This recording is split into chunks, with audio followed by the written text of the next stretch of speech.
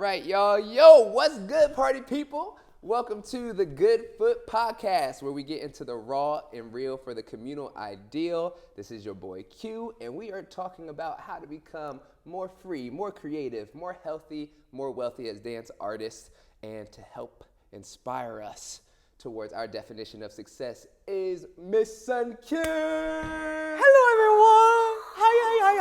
Hi. Ancestors are cheering right now. You better go crazy right now. Son, how you feeling?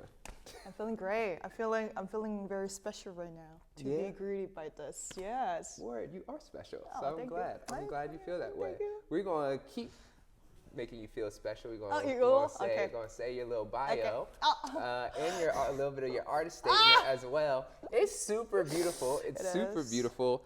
And so let's get right into it. Sun Kim is a distinguished dancer, choreographer, artistic director, and dance educator. Hailing from South Korea, she specializes in popping, a style of street dance in which she finds strength and freedom to speak her truth. Most recently, she has been honored with the 2022 Emerging Artist Award at Harlem Stage Gala and was nominated at the 2022 Bessie Awards for Outstanding Breakout Choreographer. She has achieved many more accomplishments, such as winning Step Your Game Up World Final Popping Battle, making it to the top 8 at UK B-Boy Championship, World Final as a USA Popping representative, and performing for Cirque du Soleil. Additionally, Sun Kim has taught at various institutions such as Princeton, Broadway Dance Center, Perry Dance, and Kookmin University in South Korea. Am I saying that right? Yes, Kookmin? you are. Yes. She has booked commercial jobs for Madonna, Elton John, Fish, Nike, McDonald's, Golden Goose, and Gap. In the theater industry, she presented her own work for Burning Man, Harlem Stage, Breaking Convention, Jacob's Pillow, New Victory Theater, and Mark Morris. She has established her own dance company, Sun Kim Dance Theater. It has performed at Lay Rhythm, Guggenheim, New York Public Library for the Performing Arts, Mop Top University, San Francisco International Hip Hop Dance Festival, Ladies of Hip Hop Festival, Dance Parade NYC, and Choreographers Carnival. Sheesh! That's a lie. And I also want to read this artist statement because I just think it encapsulates so much of your essence. And for those who don't know you, it'll give a great foundation for us to keep this conversation going. So Sun has said, "Art serves as my language of expression. Words were often elusive for me. However, dance arrived as a transformative force in my life, offering an avenue where the weight of speech dissipated. In the world of dance, I found a medium through which I could authentically convey who I am without the need for words. Over 2 decades have passed, yet this fundamental truth remains unchanged. Authentic creativity arises from within, rooted in one's identity, experiences, memories, and emotions, no one else's. I hold a firm belief that art establishes a profound connection between the performer and the audience, offering a healing touch through this connection. In this shared experience, both artist and viewer find solace and renewal." And I personally have to say that I constantly find renewal with you as well. Aww. Thank you since I've come to New York City in 2016, 17. You've always been a shining light, one that's just willing to welcome me into this space. And I've just always felt super loved, whether we were like in deep conversation or not. And so I appreciate that. That's not something that I take for granted. So I want to announce that as well. Oh, thank you, Q. That means a lot. Absolutely, Yeah. absolutely.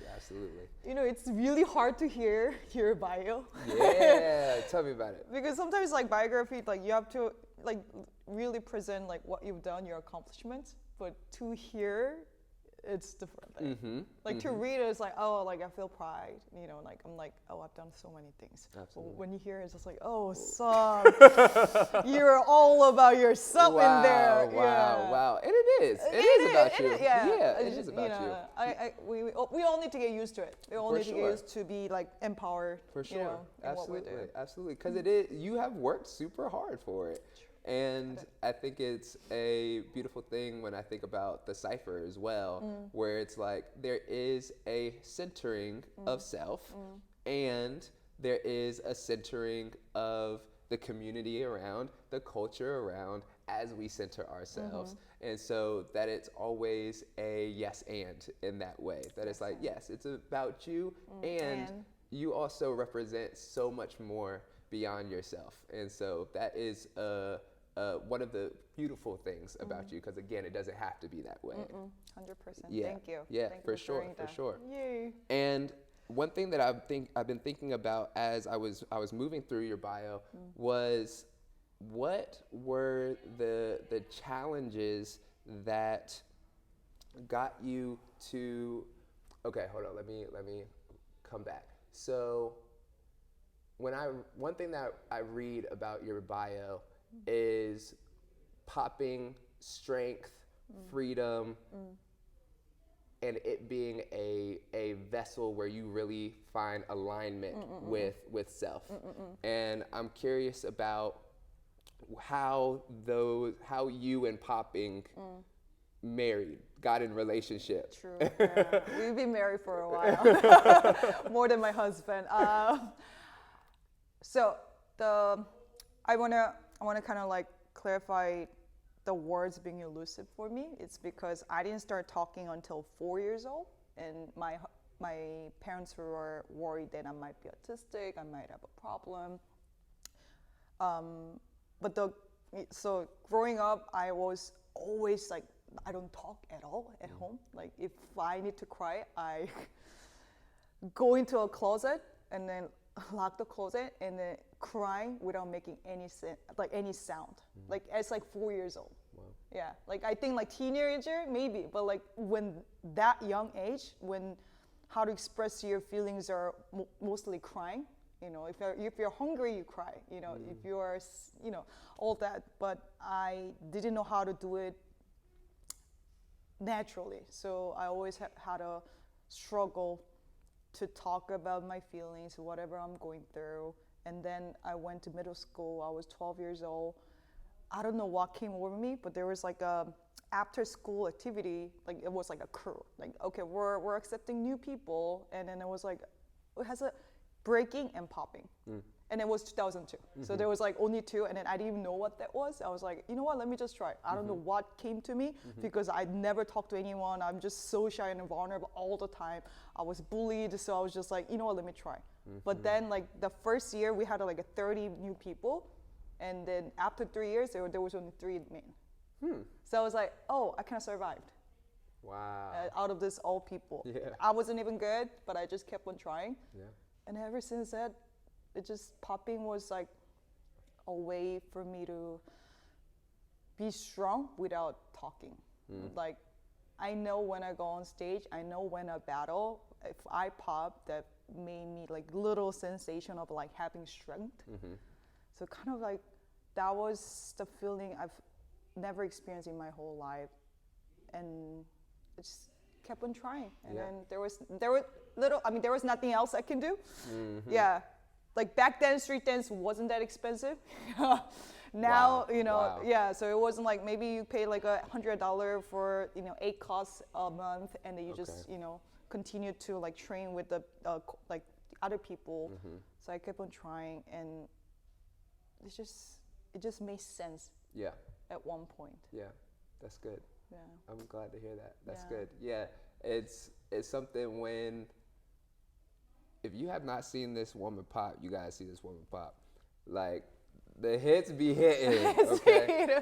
Because when I think of you, especially in that context, strength is definitely the thing that exudes strongly and profoundly. But I'll say my pop is not like the biggest, but like I can really make it big in my body. Like I'm not necessarily like emphasizing like a big hit like this all the time, but I can make it really look so tight and fit in my body. Right. Yeah, no, that's good, because it's like that's actually something that I'm working on right now, is like, I think I tend to go 100% all the time, and what I'm realizing is that going 100%, although it can be freeing, although it can be effective and useful in its own way, is that it's not useful for everything. No, it's not. And so really understanding my intention and what I'm seeking to exude, and then pulling, maybe 100% needs to go down to 30 in order to exude that well. So the work that you've been doing to understand what you like on your body and how you want to express. And so to hone that in is like super, that's a lot of work. It is a lot of work. Well, like, I mean, when I was younger, yes, I used to pop like that too, because I feel like that was the only way to be seen, to be, you know, past the prelim and stuff. Yeah, but now I see like, oh, like I'm not, maybe if you're like really, I don't want to say extrovert, but like people who are like really enjoying all this, yes, maybe fit you, but I was never that person. Yeah. So I wanted to pop, I wanted to dance like how I talk. Yeah. That's dope. Yeah. That's good. So yeah, it took a while, but I feel like I'm in the path. No doubt. You are. You're doing the thing. And speaking of, can you talk about your journey from dancer, artist, popper to the choreographer self that you are now, and what that transition was, and how you're going from popping battles and competitions to concert stage and putting it in theatrical elements? It might be a long story, but I'm gonna try to sum it up. So I started popping in 2004 to be exact. I started breaking in 2002, and I gave up after 2 years because it was just too hard. It's too much. It was just too much. My body wasn't loving it. So I totally get and that. then there was the other choice, popping. So that's it. So I started popping in 2004, and I started battling in I think 2006 or something. Yeah, and you know, again, there was not many things you could do as a street dancer back then. There was only battle or teaching, but obviously I was too young. I'm not teaching, you know, there wasn't a thing back then. If you haven't done for 10 years, you're not qualified to teach kind of era. Word. It doesn't apply right now, but that applies to me. Yeah. So I started battling so much. And then again, like I wasn't confident person. So it took me a very long time to be like really present on stage. So I feel like the first 10 years of battling has taught me that. Like it's only 1 minute and you have to be really present for yourself. You don't have to win, you don't have to pass the prelim, but you have to be present and you have to challenge yourself to show what you've been working on. Because if you just, you know, practice in the corner of the session all the time and you're not coming out to battle, if you're not challenging yourself to be present, like what are you doing? Yeah. So that was kind of my mindset. And then after I moved to New York in 2011, you know, I started battling, and that's when I was like kind of okay at battling. Yep. So and then there were not many like there were not many female poppers. I don't want to say that, but like there were not many female poppers. So people kind of like, oh, who is that one? Like yeah, she's good at battling. And I've been battling, and then Stretch and Yuko were like, oh, would you like to perform with us? Word. And then like that's back then when I didn't speak any English. I remember Yuko was asking, what's your costume? And I was like, like I was like very much of that. And but dance was literally your communication. It literally was, because like I didn't speak any English at all in 2011. But Yuko and Stretch, they were so nice to us, and they gave me an opportunity. We performed together, and that's when I realized I don't know how to dance at all. Wow. And I'm not like, I went to a club, I went to a party, and I couldn't dance at all. I remember feeling so dumb in the corner of the party. I'm just standing, like just sitting down. I'm just like, wow. It kind of like made me look back at what I've been doing. And then like battling, yeah, it's cool. Yeah. But if you don't know how to dance with other people, I think you're losing the essence. And I feel like Stretch has to show me that path. Yeah. So ever since that, like I've been learning different things, you know, like I've learned like West African, which like put me like, you know, like whole whole like dynamic of a movement. Yeah. I've taken tap, which I wasn't really good at all. I wasn't good at anything, but like I've taken all this ballet and then all different kind of genre of dance, and then I feel like, oh, now I kind of feel like I know how to organize my body. And then I was still battling, but I've been always doing choreography at like popping choreography, even back in Korea. Okay. Yeah, so my old crewmates they were older than me, so they taught me how to mix music. They taught me how to think about the formation. Yeah. Yeah, it's not just choreography and just movement. You have to think about staging a little bit. Right. So I feel like I had a kind of like a concept of what choreography is. Yeah. And then, you know, I performed with Desi and Sue for a while. We did like Team Korea kind of popping, you know, crew. And then we did, you know, battling in freestyle session in LA. And then we did so many other things. And then the more I learned, I knew there was lack of knowledge in choreography.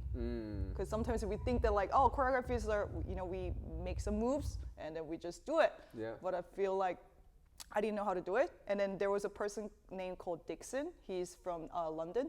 He was like amazing popper, like worldwide. Yeah. But he has like switched his path and went into contemporary and ballet work. Okay. And then he has master in choreography. And then I was like, you know, I didn't know back then, but back 2015 or something, yeah, I think I asked him, he was visiting from London, and I asked him, oh, I took contemporary class. And he was like, what kind of contemporary? And then I didn't know how to answer that. I was like, that's a great question. I don't hear many people. What kind of contemporary? And I was like, oh, that class taught me a choreography to Britney Spears. I don't know. Yeah, I didn't learn anything. Take what you will from that. Yeah, so I'm like, And then after that, I got in, like, I slowly, like, getting into the research era. Like, I love Graham and Holton. That, like, I haven't learned a lot. Like, it's been only 2 years, but I was trying to, okay, what are the other things that I could learn to be not the next level, but like to move forward. And then I met Janine and then Manon, who has more like concert dancing experience. Okay. And then we started like performing as a mosaic dance. And that's when we performed at the Jacob's Pillow. We did also perform at New Victory Theater in San Francisco. And I was just like, I'm learning a lot. They taught me like street dance performers are often very frontal. Yeah. We're not using the whole stage, so how can we do that as a trio? Like those kind of things I've never thought about, and I was like, oh, this makes sense. I've learned so much from them. Like we've been performing a lot, and then when pandemic hit, everything was like, whoop. Right. Yeah. Snatch. Take that all away. Yeah. But that's like the whole different kind of story after pandemic. I don't know if you want me to say all that right now. I mean, you said a lot, so I want to dig into some of it because it's super good.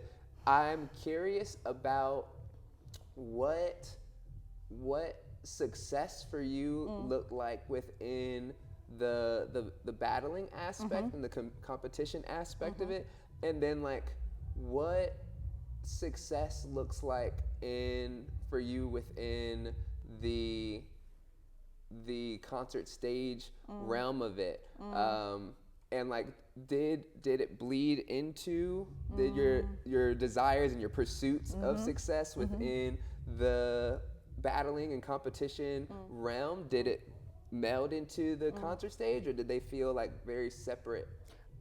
I think for my definition of success in battling wasn't winning at all, and that's probably the reason why I wasn't winning at all. Now that I think about it, if you want to win the battle, you should have the intention of winning. Wow. Yeah. David Castro, he has come into my mind right when you said that. No. He's like, because he does this battle class. By the way, shout out to Bodega. We are in Bodega in Long Island City. And I bring that up, one, obviously, because we're here, but also because that's where David Castro's battle class is held. And so I've taken his class, and he's like, do not enter unless you effing going to win. And I'm like, oh, okay, yes, sir. Okay, yes. That's why I wasn't winning battle. But that's when I figured, because that was like 15 years after, like, you know, battle journey. I still didn't have that intention. That said about me. I'm not a competitive person. I'm not truly enjoying this. Yeah. Like I love it. I love the challenge. I love the growth.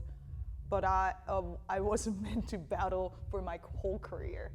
Yeah. And I was like, what are the other options? And that's where the mosaic dance came in. I explored, and I was like, wow, this might be the one. Yeah. The thing that I love the most about theater is that people come to the theater, pay their money to believe in your story. But often when I go to battle, it's more to be motivated, but also to be judged in someone else's eyes. And then I found myself like going to the judge after the battle. Oh, do you have any feedback for me? You know, like I'm trying to find something, not within myself, but from different people. Yeah, that's super good. Like the context and the community environment between the competition and the theater side, very different. Like or can be. Like when we're going into that competition space, quite literally we are being judged on our performance. Versus, at least hopefully, with the audience. Might not know. Right, it's like, for some people, maybe. But in general, I think we all come with the hope that, like, we're rooting for each other in that way as well. And, like, as you said, I love that aspect of we are coming to believe in this story. And when I think about, and I'm curious, this is more of a question, I'm thinking about that definition of success. It feels like, from what I've experienced of you and your work so far, it is about telling your story. That's where success lives in there. And I wonder, because you ended up talking about how success was not to win, or success did not look like winning. And so I'm curious about what success did look like in the competition settings as well. I think it was more for me to be so brave. Like, don't be afraid of what other people think. I think that kind of that's like when I knew that battle wasn't for me. Like, but I'll still go. I'll still, goof around. I'll do my round, even though they don't like it. I feel like that was like my true success after 15 years of battling. And ever since I kind of not part away, but like, went a little disappear from battle scene. I think I wanted to pause and then like take my time to explore a little more in different way. For sure. But I reached that to the point that like, I'm not scared, I'm not afraid, I'm okay if I lose. I'm not gonna be salty, even though this person wasn't really great, but I'll take the lose too. It's a battle. It's what it is. So after experiencing that, I was like, oh, okay, I feel like I can move on. I think maybe that was like the moment that I've been like waiting for my whole life after 15 years of battling. Wow. Yeah. That's good. That's good, because something that's connecting with me, one, is this. I think your story is completely breaking and re-breaking this notion of, oh, I enter battles to win, which is a great thing too. And I think you're offering another pathway there where it's like, I am working to be brave. I'm working to be courageous. I'm working to centralize, as we were talking about earlier, to centralize myself in the midst of community. And like, those things are huge accomplishments as well. And then it's, especially thinking about the context of, in the origin of what you're talking about, it's, that's fantastic. And I think that it's coming for me into the concert stage realm too, that although you're having the audience again hopefully coming in to support and believe in that story, it's like, you still got to show up and centralize the message, centralize your work, centralize yourself, and that takes a lot of bravery too. So it feels like your training of being courageous in the competition setting also really helps and serves that goal to be unapologetic about your story in the concert stage as well. If I might add, I found so many younger people that don't want to battle, even though they do like street and club dance style or street and club dance style choreography, they don't want to battle. And then I was like, the reason why you don't want to battle is that you don't want to show your vulnerability. You always want to be in control of what you do, what you post. So you want always the polished version of you in front of people. But I feel like that is stopping them to grow. Like the possibility that they have, it's unbelievably huge. But they're keep like, no. Like, hip hop, like battle scares me. They don't say that battle scares me, but I know that's the reason why. Yeah. And in battle is just like the most truest form that you could be in that moment. Right. So it doesn't like I'm not a competitive person. I don't want to be in battle, but I will still go to the battle. I'll still sometimes participate because I want to feel that. Yes. That's good. Yeah. That's good. I've said about the battle for myself, like it is a righteous fire. It is. Like it is a purifying fire. There's no hiding. No. And I think there's just something so beautiful about that where I really have to engage with myself wherever I'm at. And that's scary scary. Have to look at myself in the mirror. What have I really been doing leading up to this moment? What have I been really thinking about leading up to this moment? It shows. There's no hiding. It does, yeah. So yeah, I love that encouragement and challenge to like come through and like maybe participate, not to win, but to meet yourself. That's super dope. Yeah. And so something that I am curious about with the theater thing is I'm pretty sure you made it during the pandemic, who you are piece, and this aspect of yourself of immigrant and using that characteristic of yourself to speak about the larger or your perspective on the larger paradigm, the larger conversation of immigration. I'm curious about how did that part of yourself hone? How did you hone in on that part of yourself to be like, that's one of the big things that I'm going to speak about? To give more context, I actually produced and directed the first Who You Are show, the live theater show in 2016. So that's when I decided like, okay, battle isn't for me. I want to try different things. And then one of my mentors, I have 3 mentors, Buddha Stretch, Adesola, and MJ Choi. So the MJ Choi was the person like, son, I think you are more than just a dancer.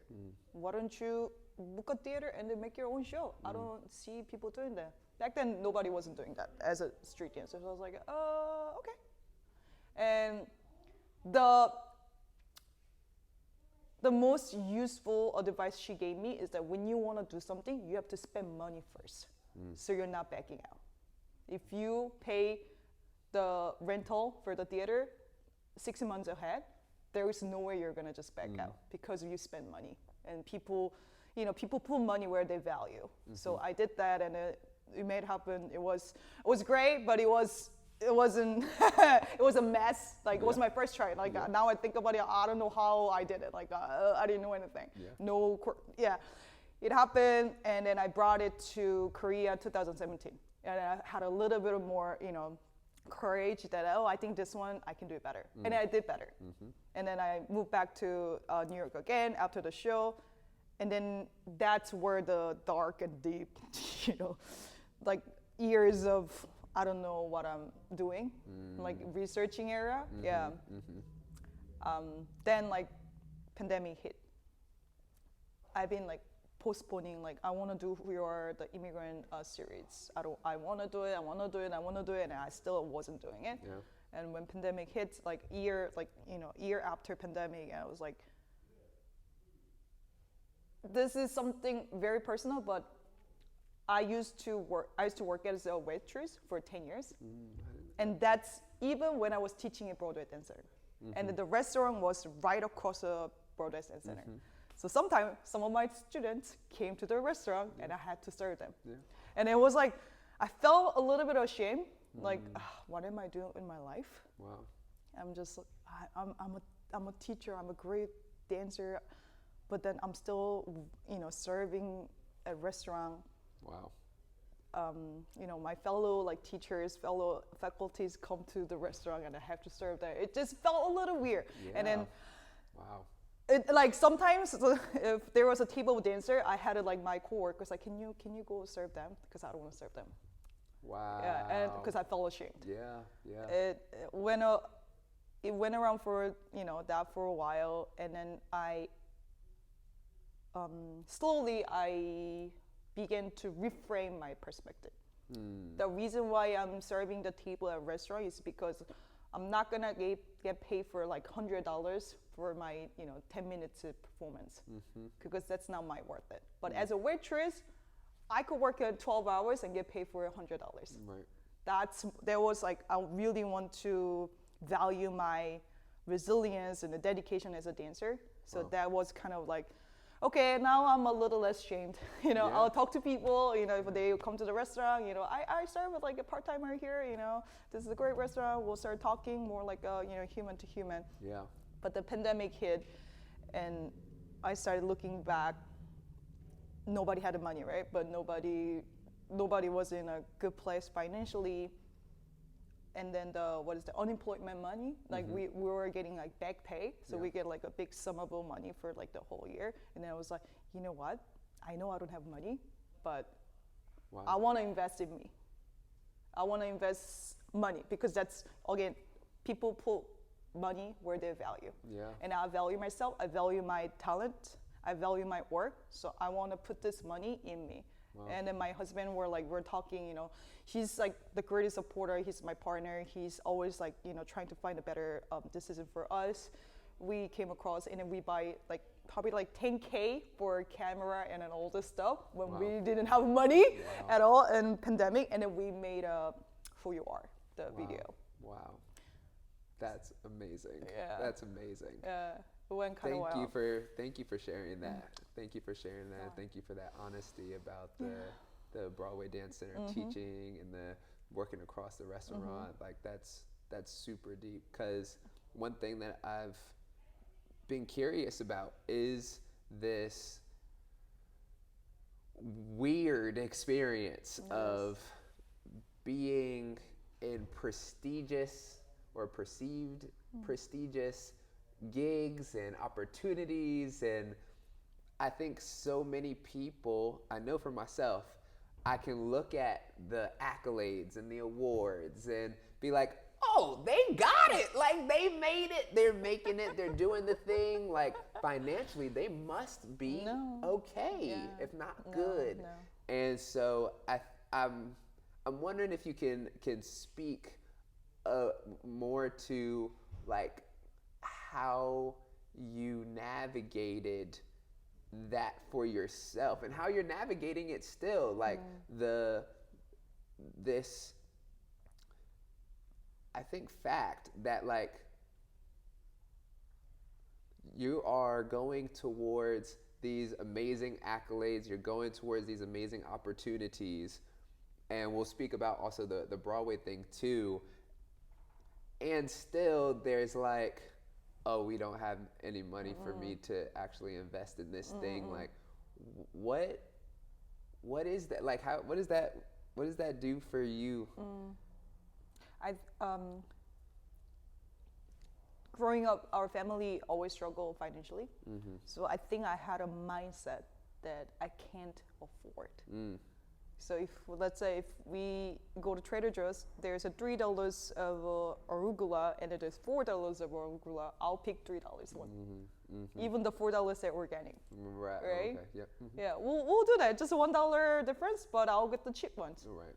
But after I met my husband, he's more of a like, his family had money and he was growing up. So he had a mindset of like, you need to try different things. If you go to a restaurant, don't order the same thing that you like over and over. You don't want to try other things. And I said, what if I don't like? And then, if you don't like, you don't order next time. Simple as that. Right. And then my son kind of like really implemented in myself. So if I do these things, I'm gonna try. If I don't like it, I'll pause. Yeah. But also like it gave me like, if I don't like it now, that doesn't mean I'm gonna still not like it in 10 years. So I went back to like things that I didn't like before. Like I'm not a really organized person, but now that like, we have different apps, like more, technical helps. So like utilizing that, and I'm trying to be more organized in what I do. That kind of like brought me up to who I am now. Yeah. And wait, what was the question again? This is what happened when I just get into like. No, sorry. not Yeah, at all. yeah. I was just curious about. I was curious for you to continue to articulate about what that challenge is as a dance artist in this city, like to be doing the thing. And then also feel like you're not doing the thing, at least in regards to the finances. And like, as you were just mentioning of the I heard the word shame that you were feeling with working in a restaurant. And I'm really glad that you were doing that work to reframe your existence in that thing. 'Cause you're working, like you're out there hustling and doing that thing so you can make the ends meet and so that you can make your passions come true. And so there's just I think there's a type of mentality in order to do that, and also that there's just the challenges of existing in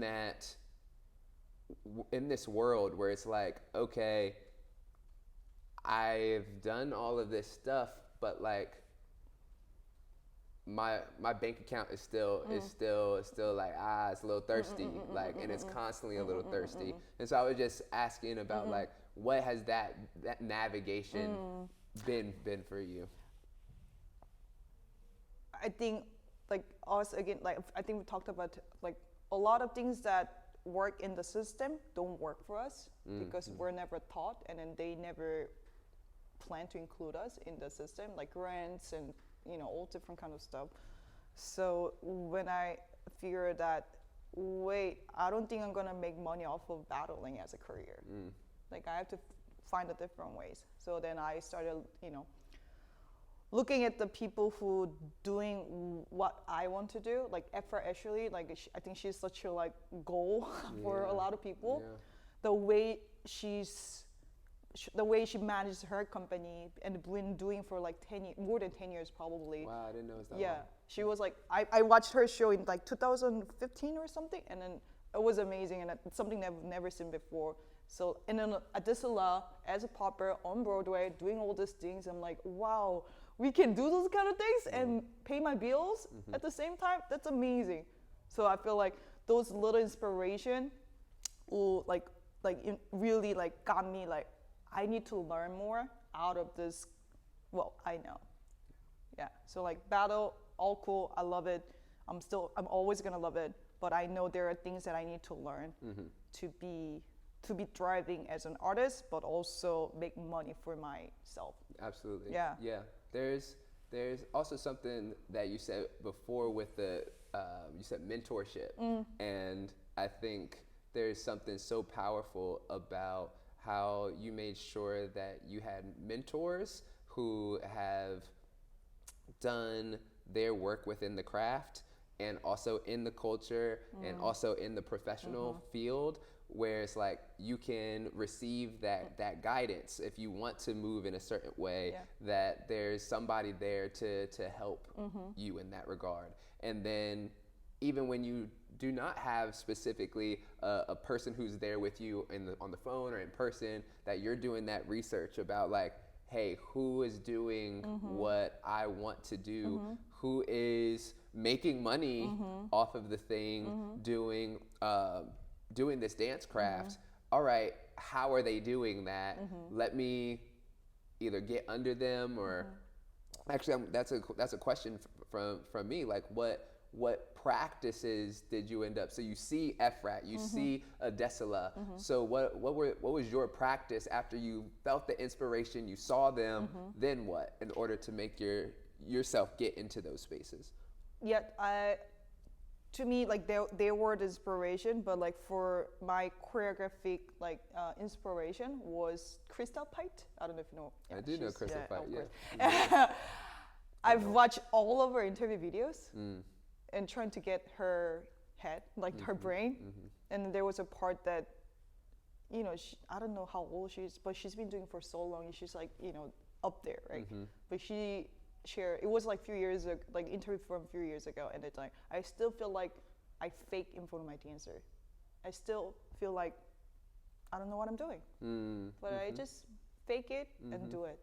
And I'm like, what? Like, what? Wow.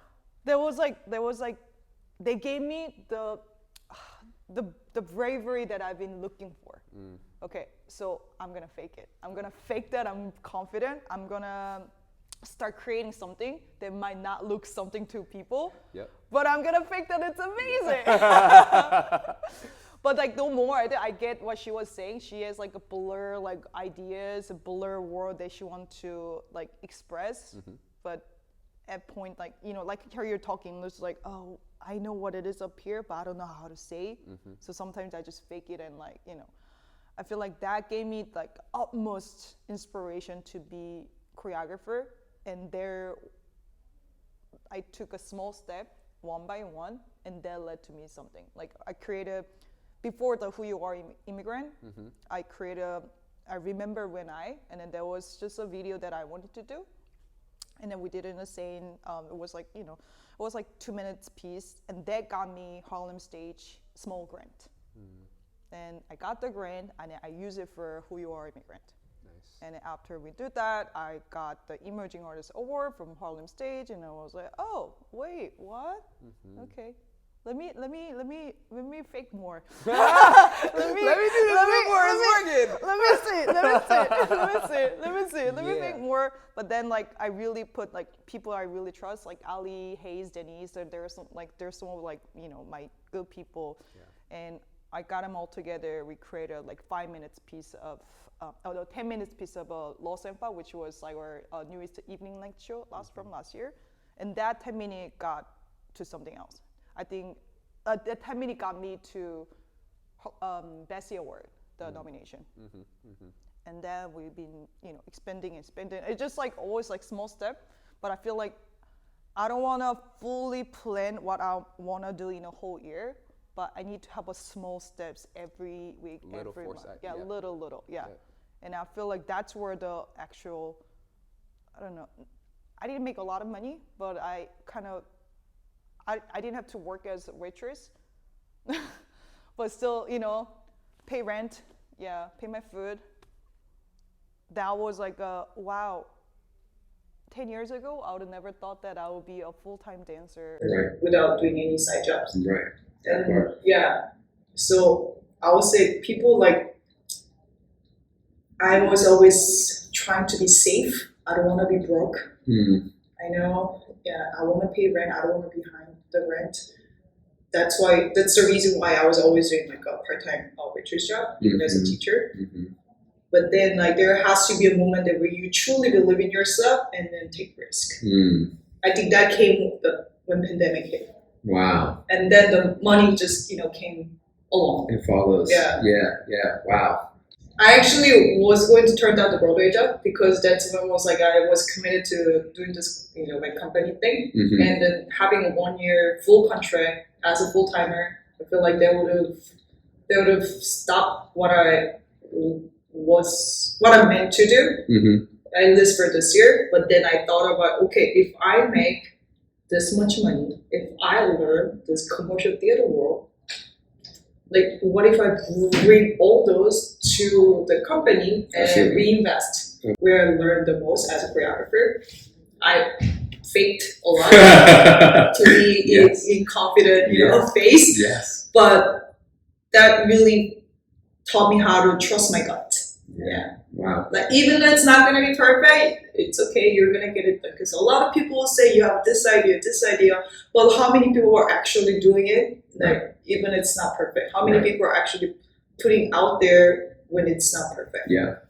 That's dope. what do you think is the difference between the bravery that shows up with that you have to have in order to show up in the competition space and the bravery that you're talking about now? Because it feels like they would be connected, and it also feels like they're giving it. Each of them gave you something specific that the other did not. That's true. It did it. Oh yeah. Now we think about it, it feels very connected.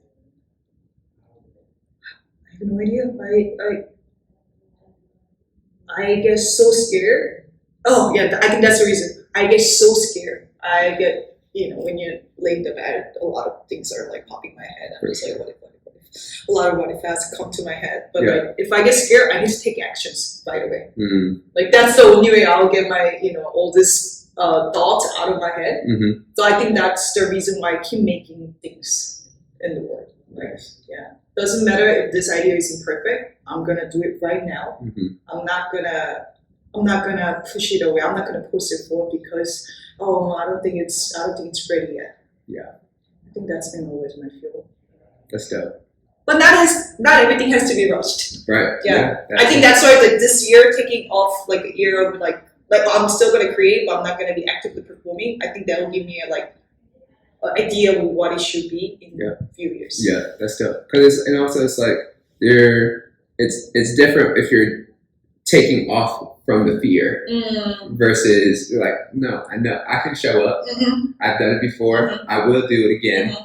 It's just not right now. No, really. Yeah, so I think those are two completely different intentions that can result in a similar manifestation of, I'm not going to create right now. But the why is like the thing that is super dope. Cool. Thank you. You're welcome. Thank you so much for being here with us. Thank you. Dropping the gems after the gems. Thank you. And letting us know about your journey and like all the challenges and the victories and all the stuff when it comes to it. Thank you. It's been a blessing, honestly. Thank you for having me. Yeah. Doing a beautiful thing. Thanks, friend. I appreciate that. To end, I would like to ask if you have a question for me.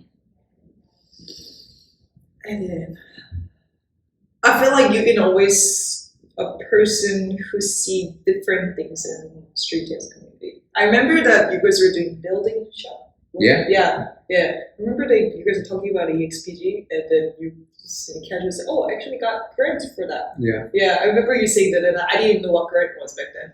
Word. Yeah. So like seeing that, I was like, and then you guys actually did the building shop and I was there. I think it was in Brooklyn somewhere. Yeah. And I'm like, oh wow, like he's seeing different things. What do you think that? Let me rephrase.